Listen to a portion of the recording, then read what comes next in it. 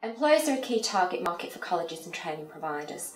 Finding out what employers think about your training portfolio, their needs and preferences are essential if you're going to sustain and grow this area of your business in a competitive marketplace.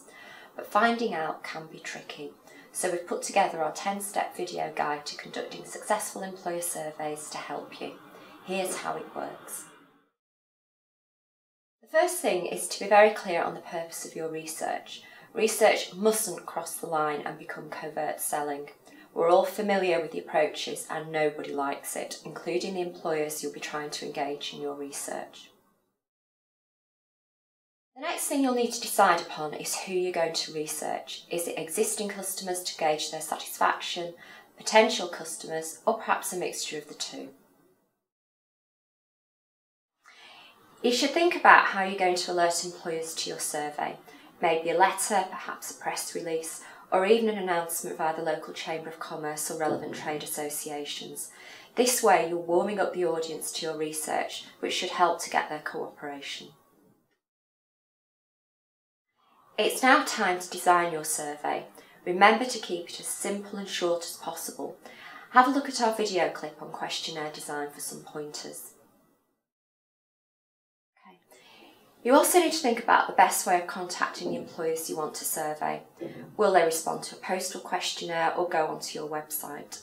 Is the best route a telephone survey or face-to-face contact?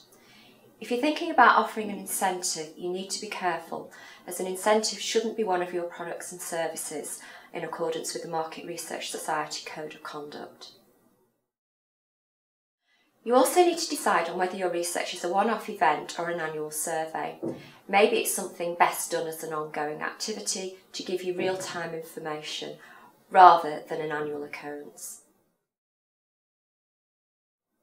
If you decide to do the research yourself, make sure you've got the time and capability to analyse the results. Many DIY research projects fall foul of this, and the effort of designing the survey and contacting employers is wasted. Once you have the results from your research, share them within your organisation.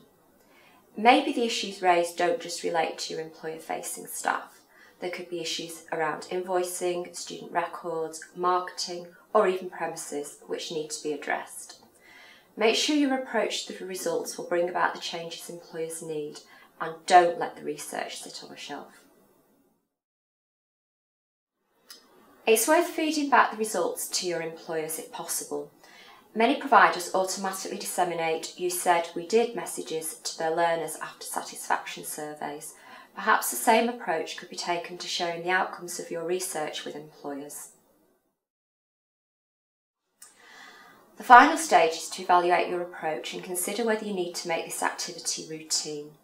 For instance, we know of one provider who has a member of staff who rings employers between 4 and 5 each day to check out whether they're satisfied with the provider's service. This member of staff sometimes completes as many as 10 calls in the hour, but sometimes only 2 or 3, depending on what employers have to say. The approach pays off because it ensures timely feedback and any emerging issues can be identified and acted upon. It's simple but very effective. Almost all providers survey employers at some stage, but a number are getting a poor return on their investment, not least through trying to save time at the all-important analysis stage.